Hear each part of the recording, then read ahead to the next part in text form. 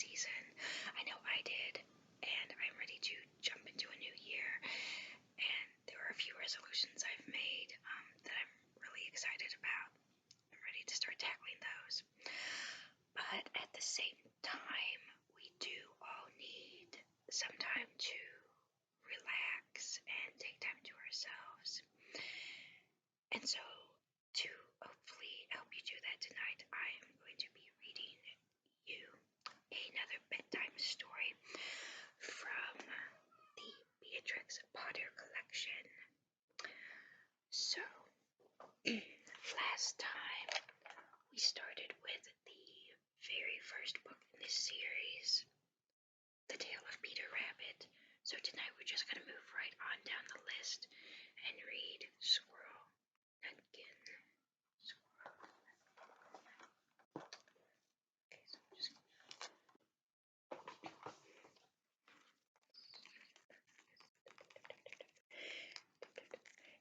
Squirrel Nutkin.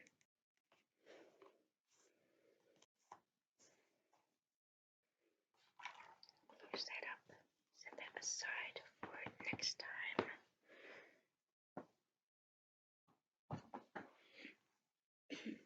Alright, so we have The Tale of Squirrel Nutkin by, of course, Beatrix Potter.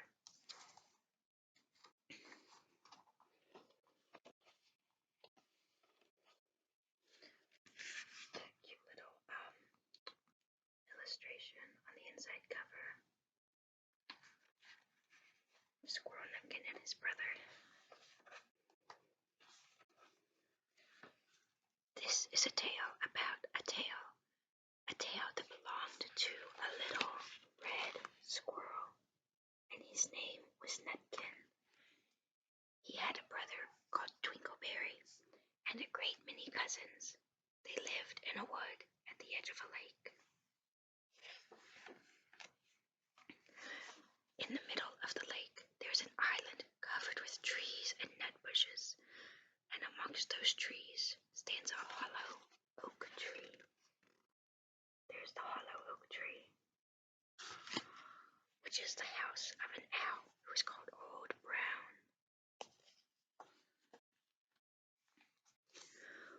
One autumn, when the nuts were ripe and the leaves on the hazel bushes were golden and green, Nutkin and Twinkleberry and all the other little squirrels came out of the wood and down to the edge of the lake.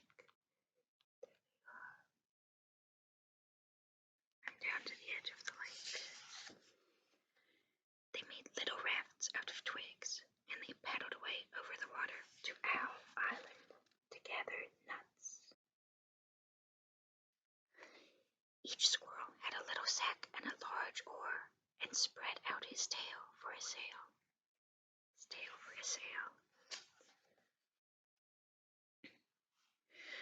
They also took with them an offering of 3 fat mice as a present for Old Brown, and put them down upon his doorstep. They are greeting Old Brown with their presents. Then Twinkleberry and the other little squirrels each made a low bow and said politely, "Old Mr. Brown, will you favor us with permission to gather nuts upon your island?" But Nutkin was excessively impertinent in his manners. He bobbed up and down like a little red cherry, singing, riddle me, rut-tut-toot, a wee little man in a red coat, a staff in his hand and a stone in his throat. If you tell me this riddle, I'll give you a groat. Now this riddle is as old as the hills.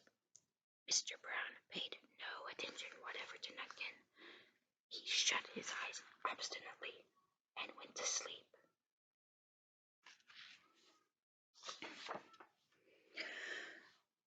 The squirrels filled their little sacks with nuts and sailed away home in the evening, all with their little sacks full of nuts for the winter.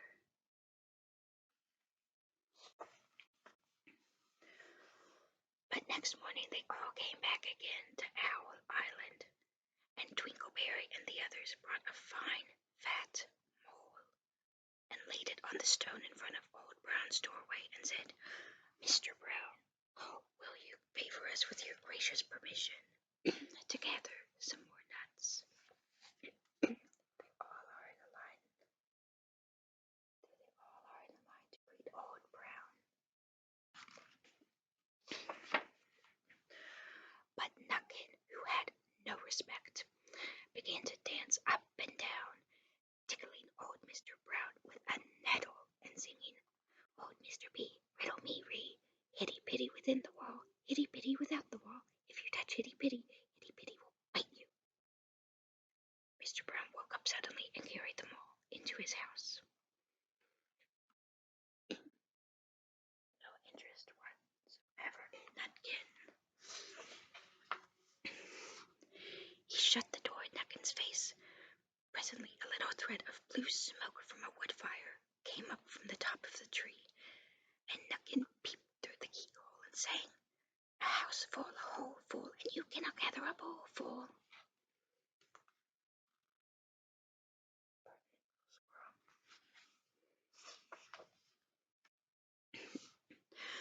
The squirrels searched for nuts all over the island and filled their little sacks. But Nutkin gathered oak apples, yellow and scarlet, and sat upon a beech stump playing marbles and watching the door of old Mr. Brown.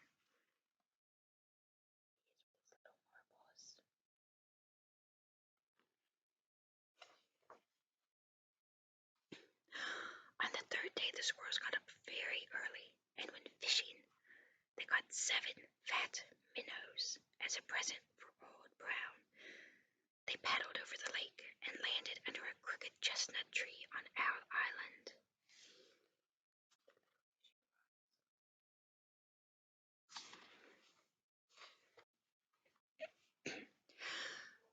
Twinkleberry and 6 other little squirrels each carried a fat minnow, but Nutkin, who had no nice manners, brought no present at all.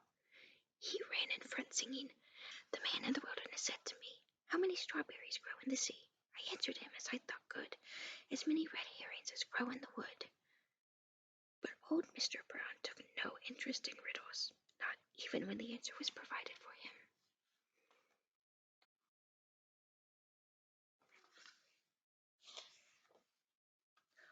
On the 4th day, the squirrels brought a present of 6 fat beetles. 6 fat beetles, which were as good as plums in plum pudding for Old Brown. Each beetle was wrapped up carefully in a dock leaf, fastened with a pine needle pin. But Nutkin sang as rudely as ever, "Old Mr. B, riddle me ree, flower of England, fruit of Spain, met together in a shower of rain, put in a bag tied round with a string. If you tell me this riddle, I'll give you a ring." Which was ridiculous of Nutkin, because he had not got any ring to give to Old Brown.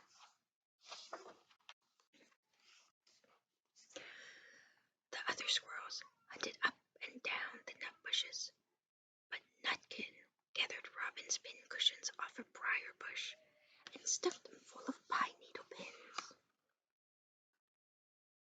He made his own little pin cushion.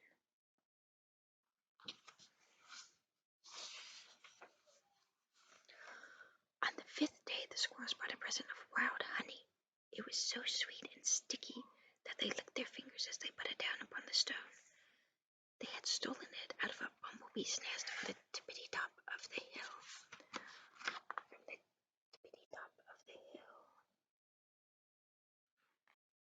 But Nutkin skipped up and down singing, "Hum-a-bum, buzz, buzz, hum-a-bum, buzz. As I went over Tippletine, I met a flock of bonny swine, some yellow-necked, some yellow-pecked. They were the very bonniest swine that e'er went over Tippletine." Old Mr. Brown turned up his eyes in disgust at the impertinence of Nutkin, but he ate up the honey. The squirrels filled their little sacks with nuts, but Nutkin sat upon a big flat rock, and he played 9 pins with a crab apple and green fir cones.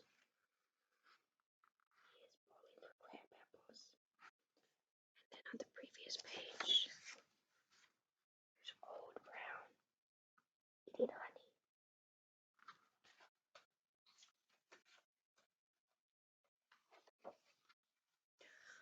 sixth day, which was Saturday, the squirrels came again for the last time. They brought a new laid egg in a little rush basket as a last parting present for Old Brown. Squirrels. With the egg, which must have been a very special gift indeed, got its own basket. But Nutkin ran in front, laughing and shouting. Humpty Dumpty lies in the back with a white counterpane round his neck. 40 doctors and 40 rights cannot put Humpty Dumpty to rights. Now, old Mr. Brown took an interest in eggs. He opened one eye and shut it again, but still he did not speak. Looking at the egg. Nutkin became more and more impertinent. Old Mr. B, hickamore, hackamore, on the king's kitchen door. All the king's horses and all the king's men couldn't drive hickamore, hackamore off the king's kitchen door. Nutkin danced up and down like a sunbeam, but still Old Brown said nothing at all. Up and down like a sunbeam.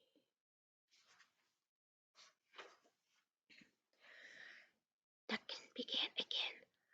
Arthur O'Power has broken his band. He comes roaring up the land. The King of Scots, with all his power, cannot turn Arthur of the bower. Nutkin made a whirring noise to sound like the wind, and he took a running jump right onto the head of Old Brown. Then all at once there was a flutterment and a scufflement and a loud squeak. The other squirrels scuttered away into the bushes. Nutkin making a very bad mistake and jumping on Old Brown's head.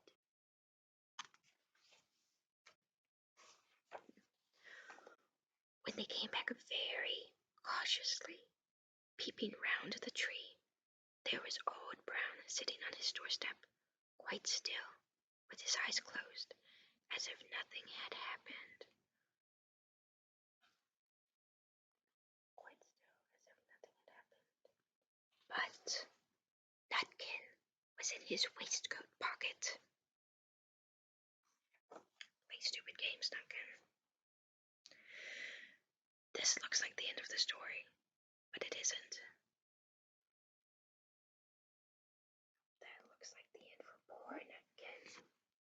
But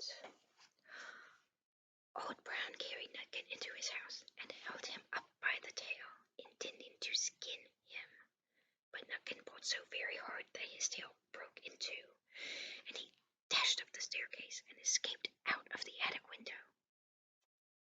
He goes with no tail. Poor little squirrel with no tail, and poor Mr. Brown left holding a tail full of fur. And to this day, if you meet Nutkin up a tree and ask him a riddle, he will throw sticks at you and stamp his feet and scold and shout, "Ka-ka-ka-ka-ka-ka."